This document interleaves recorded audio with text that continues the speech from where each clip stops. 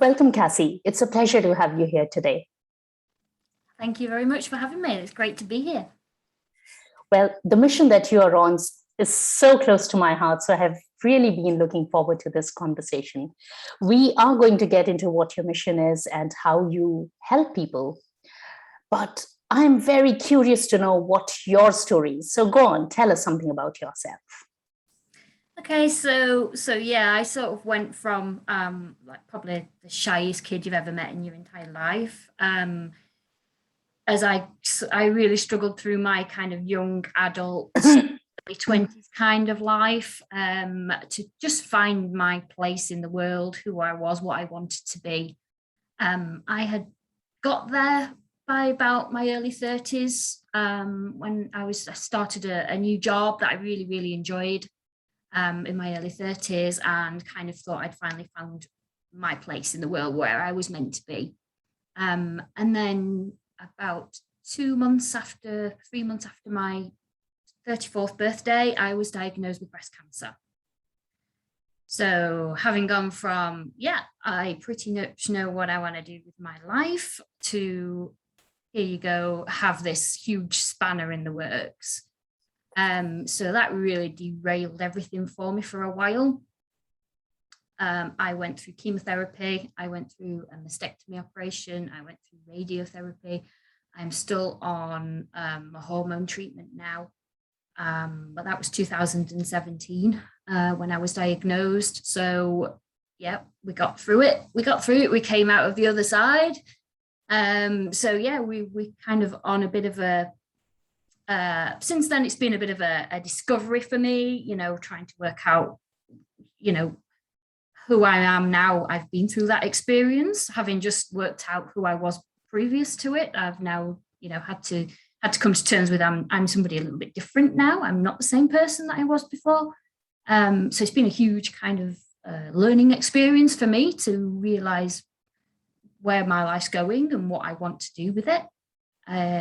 But a good one. I've had some good experiences since then, which I probably never would have done before cancer. But having that diagnosis sometimes gives you that boot up the bum to say, right, I'm going to get out there and do these things now.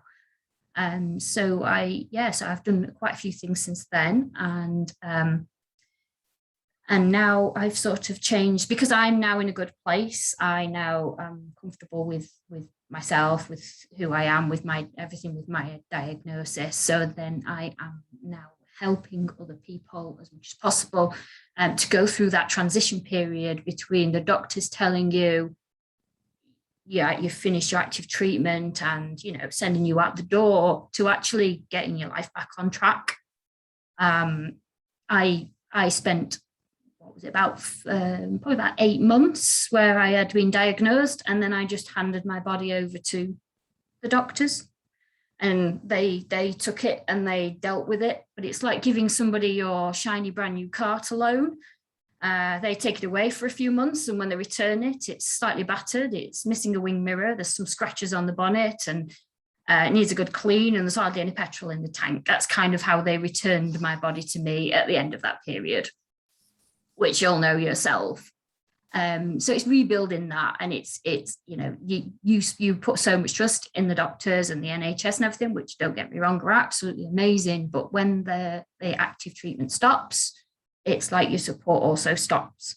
And especially I found for younger women under 50, I found that the resources for them to help them go forward were limited. A lot of the courses and things that I looked at or I went through were largely aimed at older women, which obviously is the greatest portion of people who are diagnosed with breast cancer. But there was very little support for younger women. So I spent a lot of time trying to work out how I could get myself through this and over this and into a normal life, which we all want, obviously. Well, first of all, I'm really happy that you made it to the other side of cancer and that you're well now, as well as living beyond cancer allows. Yeah. So it's really well done, and also really well done on taking this adverse experience and changing the whole of your life and now helping other people.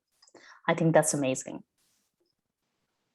Yeah, thank you. It's just something that I thought I think I've been through this experience for a reason. I mean, I'm not a deeply religious person, but I think sometimes things are put in your path for a particular reason. And I do think that I've been through this for a reason. And the reason is that I can use my experience to help so many other people. Absolutely, absolutely. We are going to talk more about your experience and how you help people. I just want to share with you that we have Jillian here, who's watching us. Hi, Jillian. Hi, Jillian. Thank you for joining us. And we also have Derek, who has joined us from the US. So we have a live audience building up. Welcome, Derek. Hi, Derek. All right. So going back to helping people when they just have been signed off by the NHS. Yes, I wish I knew of you or somebody like you when I was going through that experience, because a lot of people think that when they are handed over the diagnosis, that's probably the toughest bit. And it is hugely tough. But what happens is, my experience has been that when that happens, we just hand over the body to the professionals and they look after us. But when we come out the other side, when the support stops and all these fears still remain and we can do very little with ourselves, that's where the need for support is. And most people don't get it. So what you are really doing is filling in a huge gap that exists in the world of cancer. So thank you so much for bringing this work to people in general, because it is going to change lives, and not just lives of people who have been touched by cancer, but their entire ecosystems, because it's not just one person who's getting impacted. It's their friends who are getting impacted. It's their loved ones who are getting impacted. Their work life is getting impacted. So thank you so much for doing what you're doing. Yeah, no, I think it's needed. I think it's very, very much needed. I identified that going through myself, that it is a case of, the NHS say, okay, we've done everything we can. You're as clear as they ever say with anything like this, and they push you out the door, and then suddenly you're thrown back into normal life. People think because you've finished what's termed as active treatment, which is generally chemotherapy, surgery, and radiotherapy, that you're okay now. It's a very common misconception that just because you've finished your hospital treatment that you are okay now, but in reality, you're not. You've still got a lot of issues that, you don't get time to deal with them. Something like breast cancer treatment, and I know a lot of other cancers as well, because once they're diagnosed, they like to jump on them really quickly and start your treatment as quickly as possible. And you're bombarded with all these treatments, and you're moving from one type of treatment to another type of treatment. So you end up just kind of on this almost conveyor belt of treatment going through the NHS. But then you kind of get to the end of that conveyor belt, and it's suddenly like, okay, so what now? I've spent the last few months of my life living from one hospital appointment to the next hospital appointment, and now I don't have to go back for a year. That's like really, really strange. So it was just coming to terms with, okay, so how do I get back to normal life? Do I want to get back to my life as it was before? Do I want to go in a different direction? Who am I now? Who am I as a person since I've gone through that experience? Should I be looking at something else because I'm not the same person that I was? What can I do? What can I do differently now that I didn't do before? Not only just from a mentally, emotionally point of view, but from a physical point of view as well. I mean, you'll know this, but your body is quite different when you've gone through such harsh treatment. It looks different, it feels different, it responds different. And it's not the same as it was before. So it's getting to know all that again. And women don't have that support that I can find. I mean, obviously, if anybody knows anything different, they're more than welcome to let me know. I spent a lot of time trying to find this support and wasn't able to at the time. Yeah, that is true. That is true. The support for younger patients is very little in our world.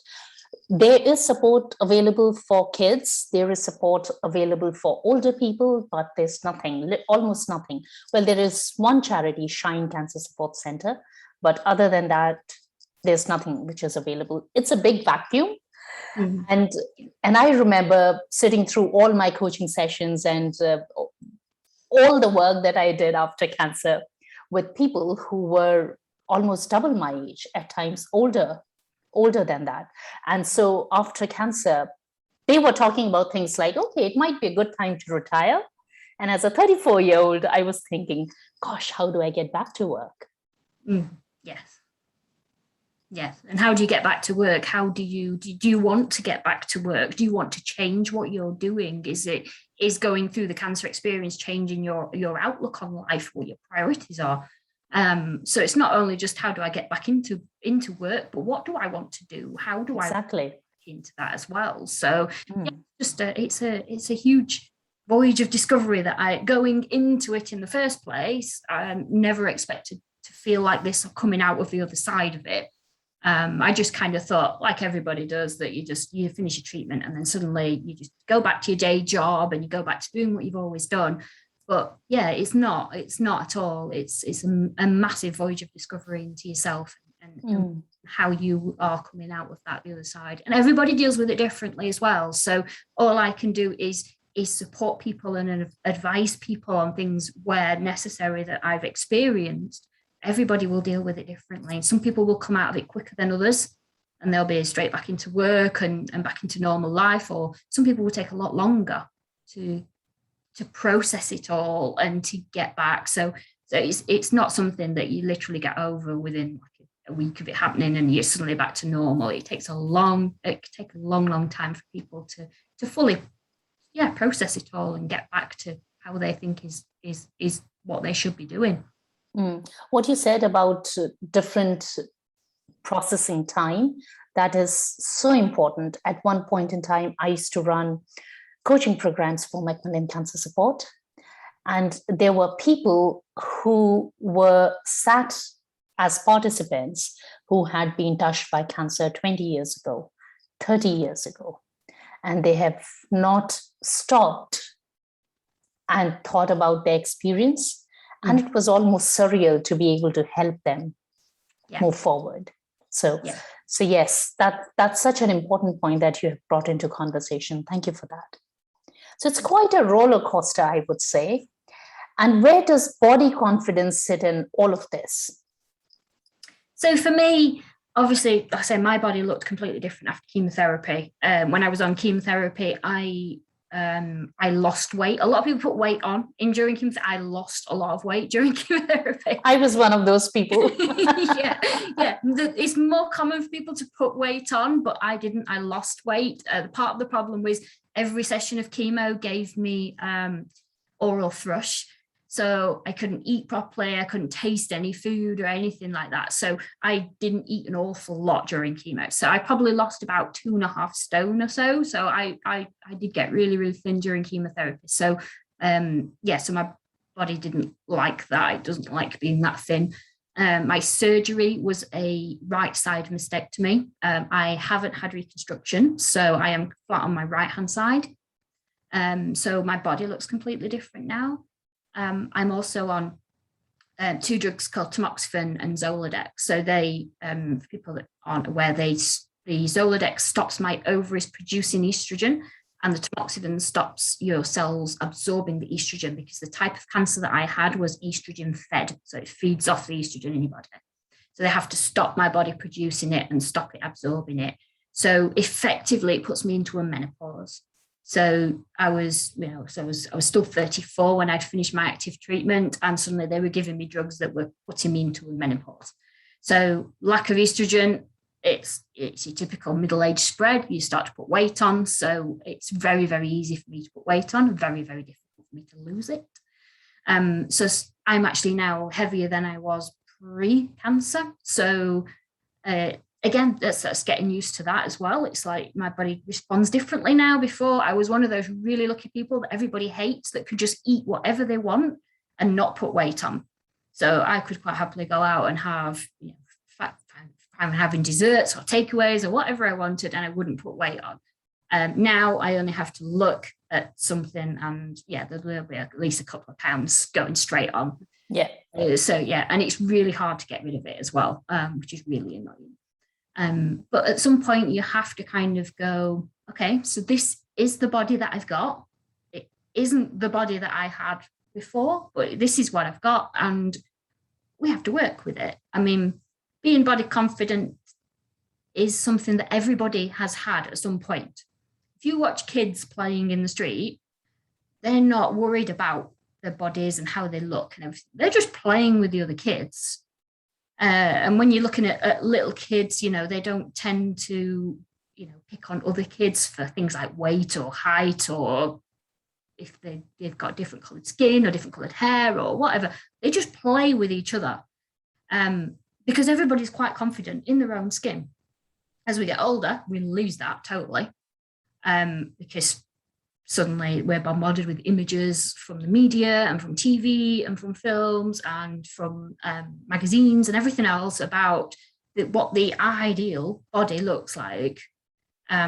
So all these pictures are obviously altered. So the ideal body doesn't actually exist. And if someone could give me a breakdown of what the ideal body should look like, I'd be very interested to read it.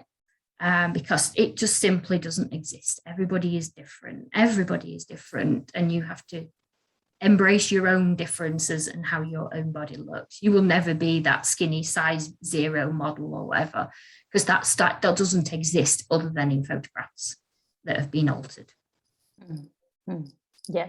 And whatever that definition of perfect body is, that would depend on where you are, where you live in, which part of the world you live in, where you come from, and what are some of the cultural associations with how we look. So as you say, yes, there is no one perfect body.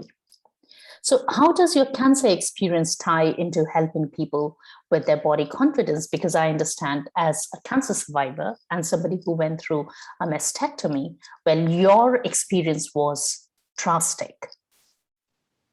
And yet the lessons are so transferable. So help us understand how you help people who have been touched by cancer and who have not been touched by cancer with their body confidence.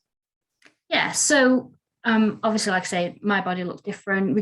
Everybody who goes through breast cancer has slightly different treatments. Not everybody needs a mastectomy, but they will have been through some treatment which kind of alters their body and how they see it.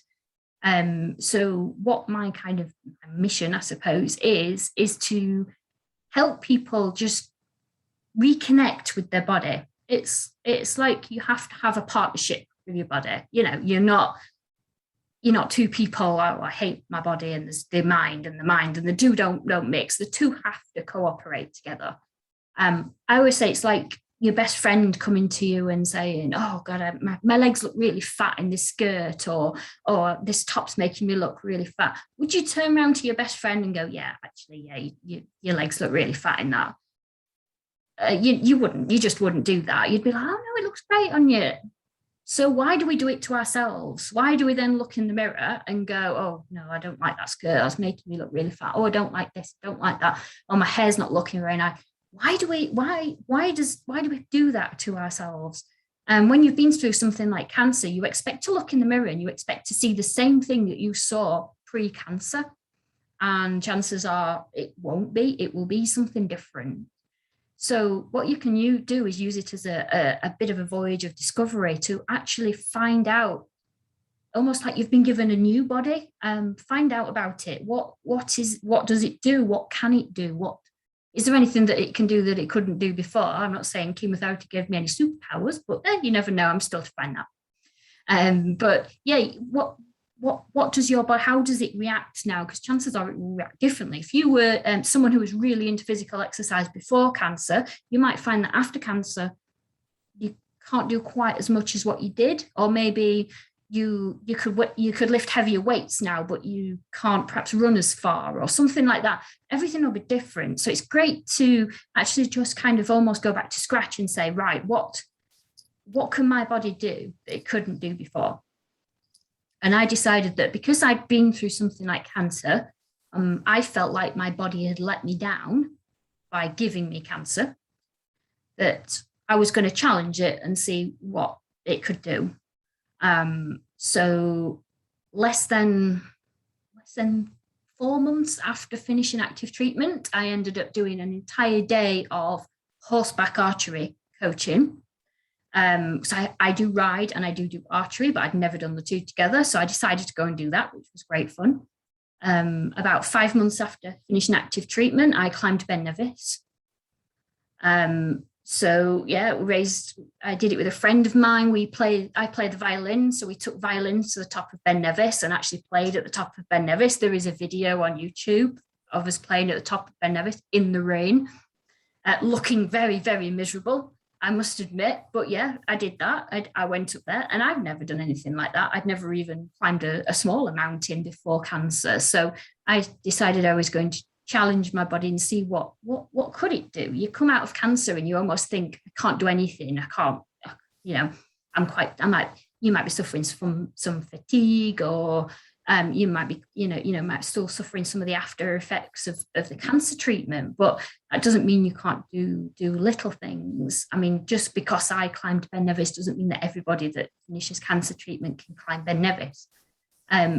It might be that walking to the end of your drive might be the challenge for today, or walking, to the end of your road or something. That might be today's challenge. And if you can do today's challenge, then that's fantastic. But what I want to encourage people to do is just to test out their body a little bit and just see what it can do, because you can, quite often you put a mental block in there that I can't do these things. That's not always necessarily true. And if you actually try to do them, you probably can do. Yeah. Everybody thinks body confidence is walking around in a bikini 24/7. It's not. It's just being comfortable in the skin you've got. And that doesn't mean that you can't change something. I mean, yeah, I'd like to lose a few pounds. Yeah, I'm carrying a few extra pounds. Who wouldn't? And there'll be a lot of people after Christmas probably thinking exactly the same thing. But it doesn't mean you can't make improvements to what you've got, but it just means that you are comfortable in the body that you now have, whether that is something that has gone through something like cancer treatment or any other life-changing illness or incident, or whether you're just a person that just has these hang-ups about your own body, that you've got an issue with it somehow.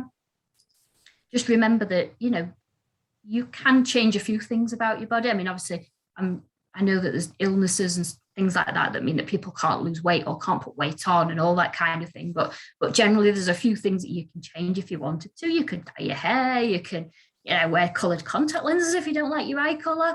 But generally speaking, you have to be able to look in the mirror and just be comfortable with what you've got, what your body is, and what you've been given and what you've got to work with, and then work with that. So, I've done a few posts just recently on my Facebook page just to inspire people who are perhaps looking for Christmas party outfits that maybe have an uneven chest because they've had a mastectomy on one side, or they've had a lumpectomy, which means that the breasts are different sizes and things like that. So I've just identified, I think it was 5 outfits that are for sale in high street stores that would just distract the eye from the fact that you were perhaps a bit lopsided on the chest, and that kind of thing, so that people can wear what they want to wear. They can go out, they can enjoy themselves without being so self-conscious that, they're flat on one side. I mean, I spent a few weeks kind of almost going around, almost like covering up my chest because I was conscious that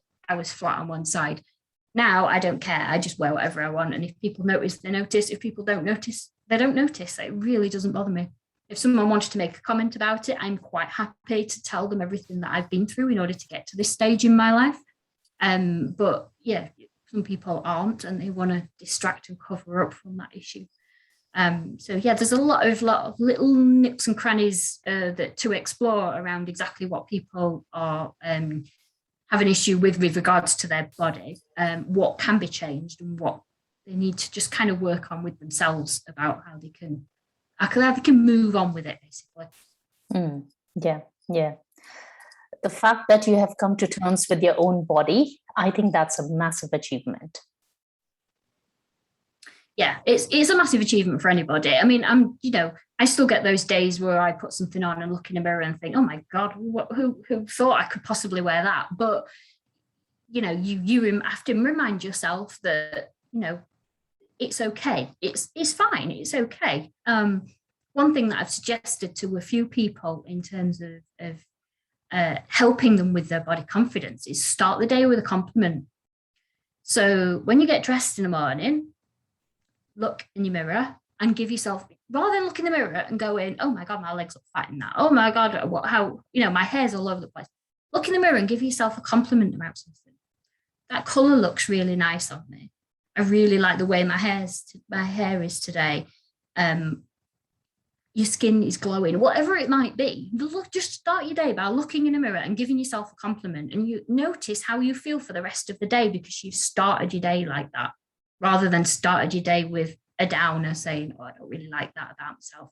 Start your day with a compliment, look in the mirror, give yourself a compliment. Some people do affirmations. I'm not a massive affirmation person, but it's just along the similar lines. If you like a particular affirmation or saying, you can do that as well. Look in the mirror, say your affirmation, and then that sets you up for the rest of the day. Or look in the mirror, say your compliment, give yourself a compliment like you would be complimenting your best friend if you'd just seen them out and about and you liked something they were wearing or whatever. See how your day, rest of your day pans out, because I bet it will be a lot better than if you start your day with a grumble about something. Yeah, I agree. I absolutely agree with you. I like to start my day, well, most of my days, with a short meditation, and gratitude is a part of it. And one of the things that I invariably say to myself is, thank you, God, that I'm still here. And that gives me a very different energy than saying, what the hell? Yeah, exactly. Yeah, it's how you set yourself up for the day, I think, sometimes. And yeah, so many people set themselves up wrong for the entire day, and then you'll find that your entire day just is on a complete downer.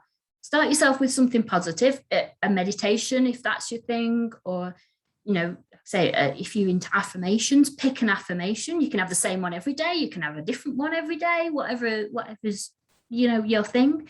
But yeah, just say that to yourself first thing in the morning. It takes 30 seconds, and you'll have such a better day, and you'll feel so much better about yourself straight away, rather than just thinking, oh yeah, I just kind of go out the room without looking in the mirror as I walk past and all that kind of thing. Yeah, just look in the mirror, look yourself in the eye, give yourself a compliment, and then see how the rest of the day pans out. I love your suggestion wherein you say that we should treat ourselves as our best friends. I think that's really important to remember. Yeah, definitely. It's got to be it's got to be a relationship between your mind and your body, and the two have got to work harmoniously together. You can have a really strong mental outlook, but if your kind of body image is not so good, they won't work together. You need to have a good, strong mental image and a good, strong body that are working together to improve each other. So, you can do things with your body that will help your mind, and you can do things with your mind that will help your body. So the two can't be separated. The two are locked together. So you've got to think about them as best friends, and how would best friends treat each other? And if best friends would have a go at each other, then that's how your brain and your body are going to get on.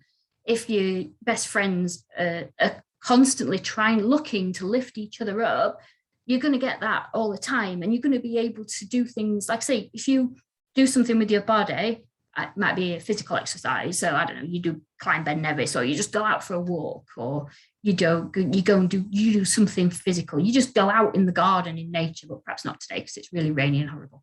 But that lifts your mental state as well. So, and by improving your mental state, by doing a meditation, by reading affirmations, by giving yourself compliments, you're improving your mental state, but then you're also improving how your body is as well. So the two have to work together. And I think a lot of people, especially coming out of something like cancer or any other traumatic incident in your life, a lot of people are, especially at the moment, like mental health is a massive thing. But a lot of places concentrate on the mental health side of it, but forget about the body side of it as well. And, you can only lift someone's mental state so far before you've got to get the body to catch up. And the two have got to work together. Otherwise, it just simply doesn't work. Yes, I think you bring a very important point into conversation here. Having our minds and bodies work together, and anybody who's in a place, well, cancer or no cancer, whenever we are in a place where we don't like what we see in the mirror, I think it is something important to remember, to make our bodies and our minds work together. Yeah, And like I say, improvements to one. So if you're feeling a little bit down in terms of, I don't know, how your body's looking at the moment, improve something in your mental state. And if you're feeling a bit down mentally, so feeling a little bit depressed might be a strong word, but you're just feeling a little bit down. It's that time of year, the weather's rubbish, darkness is creeping upon us, and everybody's feeling a bit fed up. So do something physical. So go outside for a walk, or just go out in the garden, or just spend 5 minutes outside. That will improve your mental state. So, you've got the two have to work together so much. And people forget about one half. You get people that concentrate on body. So your kind of personal trainers and your fitness people will concentrate on the body. And then you've got the mental side that are concentrated by counselors and people like that. But nobody really talks about the two and bringing those two together and making them work. Keep doing that, but that's exactly what it is. They've got to work together. You can't have one without the other. So that's why, like professional athletes will have a coach for the training to actually get the physical body, but then they'll also have a sports counselor or a sports mental coach to help them with their mental aspect, because you can't have one without the other. You can't have the fantastic body that can, run marathons or whatever without having the mental being there in the mind, in the mental space to do that. So the two always have to work together. I think a lot of people do forget that. So whatever you're feeling, if you're feeling down in one area, exercise the other area. So if you're feeling down in the mind, exercise the body. If you're feeling down in the body, exercise the mind, because they will pick each other up and they will work together. They are best friends. And when one's down, they'll pick the other one up. Yeah, I love those suggestions. I have already picked up 2 great ideas from you. One is treating ourselves as our best friends. And the second is having our minds and bodies work together. Because as you say, they are best friends. They're going to lift each other up. So what else would you suggest, Cassie, so we can build a body confidence? So another little exercise that I've had people try as well is just, and it's another mirror exercise. So what the best thing to do is I'm obviously not going to demonstrate this, but the best thing to do is to do this naked. Now, if you can't manage naked, and not everybody can, just go down to as naked as you can get. Because all you're going to do is you're going to do that again in a few days' time, and you're going to remove one more piece of clothing than you had on last time. So if you can only get down to a t-shirt and pants, that's fine. But the next time you do it, take the t-shirt off. Just remove one more item of clothing. But the first time you ever do this, just go down to whatever's comfortable for you. And I want you to stand in front of the mirror, full length if you've got it. And I want you to look yourself in the eye in the mirror. Identify something that you feel your body has let you down on. So for me, mine tried to kill me. That's quite a big thing. So I have to identify the fact that my body tried to kill me. On the flip side of that, I've not always been kind to my body in the respect that I have always given it the exercise that it deserves or the food that it needs. So it's a bit of a give and take, and you have to accept that your body has done something against you. So mine tried to kill me. I have to accept that it did, and I have to say that's okay. It's fine. I forgive you for doing that. I'm sorry that I've not treated you perhaps as well as I should have done, given you the exercise, given you the food, the nutrition that you need. And vow to move on better. So I'm not talking that you're going to do this on one day and then suddenly you're going to turn into this fantastic exercise gym bunny and fit nutrition freak, because it's not going to happen. But by setting yourself up with that mindset, when you are confronted with a choice that you have to make between sitting on the sofa and watching another episode of whatever you're binge watching on Netflix or going for a half an hour walk, you are more likely to make the better choice. You might not always, and that's okay. That's okay. No one's saying you have to do it all the time. And like I said, everybody's limit will be different. Some people might only be able to walk to the bottom of their drive, and that's fine. If that's what you can do, that's fine. The next time, try and walk to the boundary of next door's property, and then walk another bit further the next day. That's fine. That's fine. If that's what you can do, then that's what you can do. Nobody can judge you for what you can and can't do. It's entirely up to you. But yeah, setting yourself up with that mindset that you're no longer punishing your body for something that it has done to you by, I don't know, binging fast food, not exercising, all that kind of thing. But you are now vowing to work with it and say, okay, so you're giving me the support that I need by being alive, being here. So I'm going to help you by eating that extra piece of fruit today, or drinking that extra glass of water, going for that walk, or whatever it might be. So if you can't manage that naked, try and do it as naked as you can, and then try it again in a couple of days and take an extra item of clothing off. So with a couple of weeks or so, you would be completely naked, stood in front of the mirror, looking yourself in the eye and acknowledging the fact that you are reconciling with your body, as if you were reconciling with a best friend. There's a recurring thing that keeps coming back to this. But if you'd had an argument with your best friend, you don't just punish each other constantly by niggling each other and everything else. You will reach a point where you have to reconcile with them.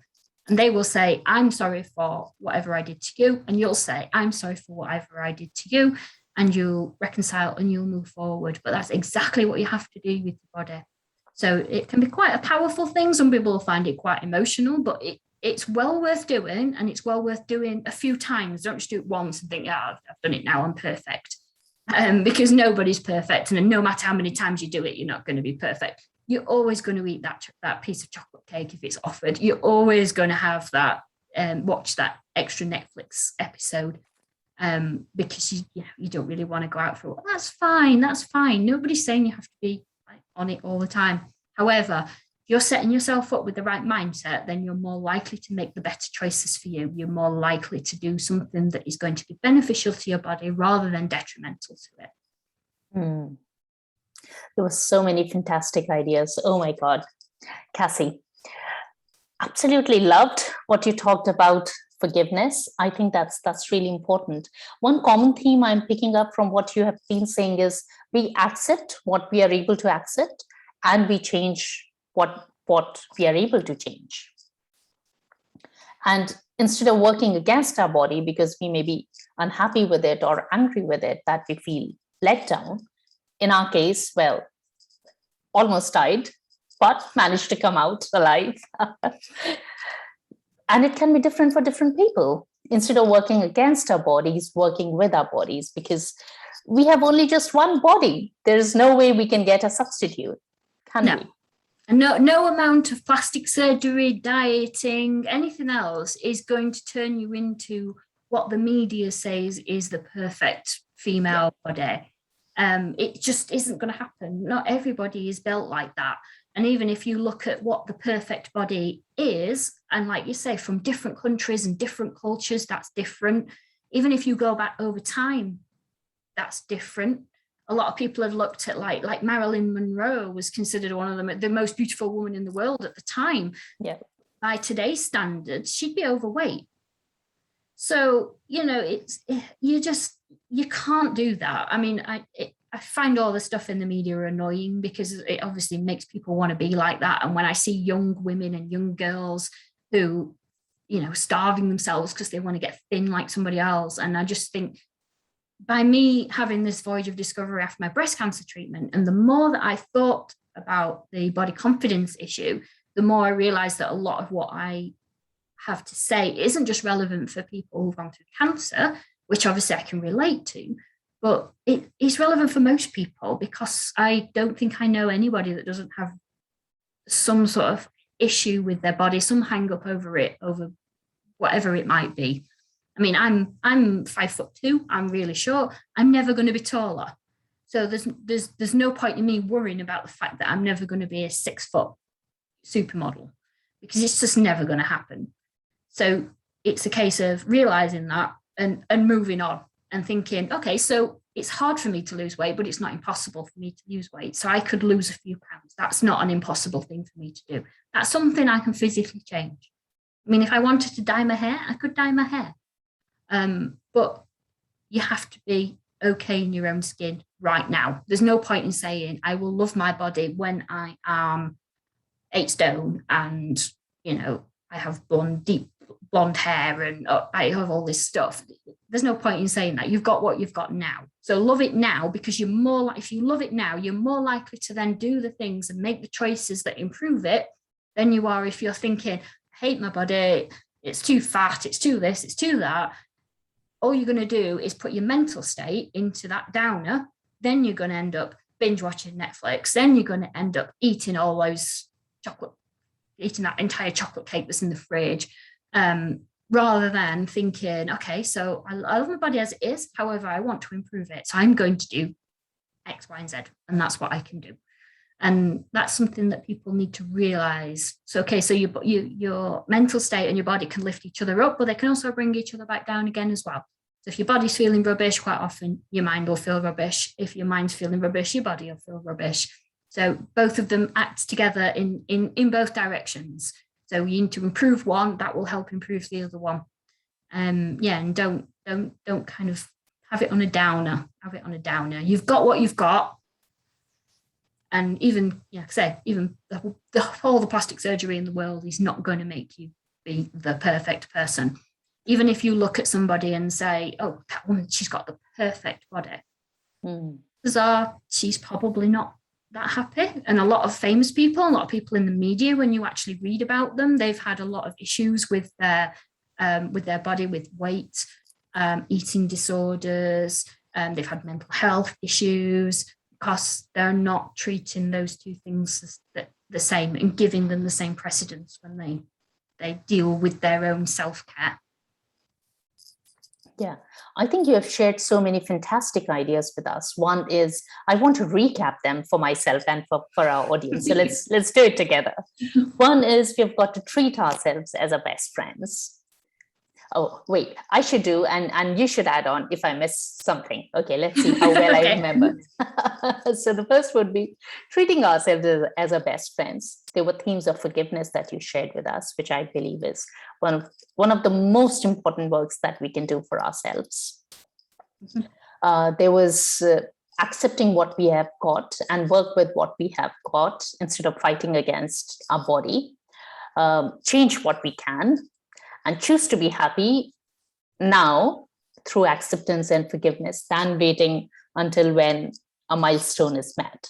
And I also heard a lot of understanding our bodies and understanding our capacities on what we can do and what we can't do. And what is right for one person may not be applicable for another person. So everybody is on a unique journey, and we've got to respect that. Yes, you can't compare yourself to somebody else. Somebody might be training for a marathon. If you can't walk upstairs without being out of breath and tired, then you're not going to train for a marathon. So everybody has to do it differently. But there's no harm in challenging your body or setting yourself a goal or a target that you want to do. So if you did want to do a marathon and you are somebody that could it runs regularly, exercises, then that's probably not out of the question. As long as you're setting it as an appropriate. If you can only run 5K, don't think you're going to run a marathon next week. But as long as you set yourself an appropriate target, then there's no harm in challenging yourself. If your challenge is to be able to walk to the end of your road, then that's fantastic. That is your goal. That is your target. You might be able to walk to the bottom of your drive today. You might be able to walk to next door's house tomorrow. You might be able to walk 2 doors away tomorrow, but eventually you will get to the end of that road. So there's no harm in challenging yourself or setting yourself a target that you want to, see if your body can do it, see if it can cope, see what we can do. If it turns out that you want to run a marathon and you get to about half marathon distance and it's just not happening, then that's okay. But you've still reached half marathon distance. You wouldn't have done that if you weren't aiming for that goal. Everybody's on a different sort of path, and you can't compare your path to anybody else's path. And it will take as long as it takes. If it takes a couple of months, then fine. If it takes several years, then fine. There's no right or wrong as to how long these things are going to take. But yeah, as long as you are starting and you are setting yourself up in a good mindset to go there, then you'll get as far as you can physically able to get. Yeah. At this point, I also want to emphasize again that the lessons that Cassie is sharing with us today are not applicable only to people who have been through life-changing illnesses or experiences. I say these lessons are transferable and equally applicable to all of us, no matter where we are in our lives. Yeah, definitely. Everybody, I think, could pick out something of it, even if it's just one thing.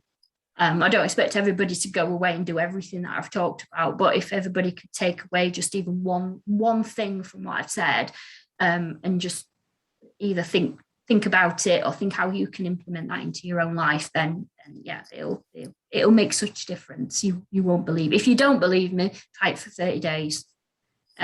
It's not a big thing out of your life, but try it for 30 days. And if it doesn't work, then you don't have to do it ever again. But give it a bit of time and see how it actually improves how you look, how your outlook on life is. Yes, I would second that. Do it first and then make up your mind. Don't assume that it's not going to work for you.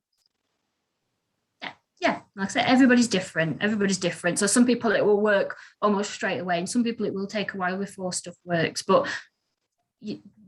thinking and acting positively towards your mind and your body is never going to be a bad thing. So the more you do it, the better you'll get at it, and the better you'll feel about it. So it's never going to be a detrimental thing. It's always going to be a good thing. So yeah, I would say if you could just take one thing away, from this whole conversation, it would be start your morning off right with a compliment or an affirmation or a short meditation, whatever you want to do. But if you're not an affirmation person, I'm not really an affirmation person, but start your day off with a compliment and then see how the rest of your day goes. If there's one thing you take away, take that away. So from this tomorrow morning, get up, get ready, and look yourself in the mirror and give yourself a compliment and see how the rest of your day goes. So literally prepping ourselves for the day. That's what we are talking about here. Yeah, you're setting yourself up for success. I mean, I have a dog, so I've looked at lots of dog training videos and that kind of thing, and I horse ride, so I've watched people that do horse training and stuff, and everybody always talks about setting the animal up for success. So you're not setting them up so they're going to fail. You're going to set them up so they've got every opportunity to succeed, and that's what you do with yourself. If you start off by giving yourself a compliment, you are setting yourself up to fail straight away. If you're starting yourself with a downer, you're setting yourself up to fail. If you start your day with a compliment, then you're setting yourself up to have a good day, and it's going to go a lot better. You will more likely to find the positives in your day rather than all the negative stuff that goes on that we know every day anyway. Oh, Cassie, this conversation has been so good. Tell us, how can people experience this goodness with you? Where can they find you, and how can they work with you? Okay, so I have a Facebook page, which is Cassie D'Apice, the Breast Cancer Warrior. If you search the Breast Cancer Warrior, you should find me, because nobody will know how to spell my surname. But it's on the, I'm sure it's on the post on Facebook anyway. So yeah, I'm on there. So I've got a page set up. So I post bits and pieces on the page. I do have a group that I've just set up that I'm building at the moment, which is particularly for breast cancer survivors going through that transition from finishing treatment back into their lives. So I'm launching that about January time, but I'm just building that up at the moment. So if anybody knows anybody that, everybody's welcome to join me on the page anyway, but if anybody knows anybody that would benefit from that help from breast cancer support in getting back to normal life, then please point them in my direction. I'd like to get as many people in that group as possible so that I can help as many people as possible. So if anybody's got any suggestions of people that can go in there, then please feel free to share it and tag me in any posts or anything, and get as many people in there, because then I can obviously spread the word to everybody else and help as many people as I can. Wonderful, wonderful. All right. Before we let you go, Cassie, what is one big message you want to share with our audience today? So the biggest message is, you might have gone through breast cancer, or you might have gone through another traumatic experience, whatever that is. But there is life on the other side of it. People think that life stops at diagnosis. It doesn't. It carries on, and you can make your life after that better than your life before was. And people need to realize that. And it's just a case of balancing how your mind and your body works for you, and exercising them both. But yeah, have your mind love your body, have your body love your mind, and class them as best friends, and nurture that relationship between the two. That was more than one thing, but beautiful. Really important messages. I love what you said about there's life beyond cancer. There's life beyond the traumatic event that you have been through. Cassie, thank you so much for coming and sharing your wisdom with us today. Thank you very much for having me. It's been lovely. It's been a pleasure.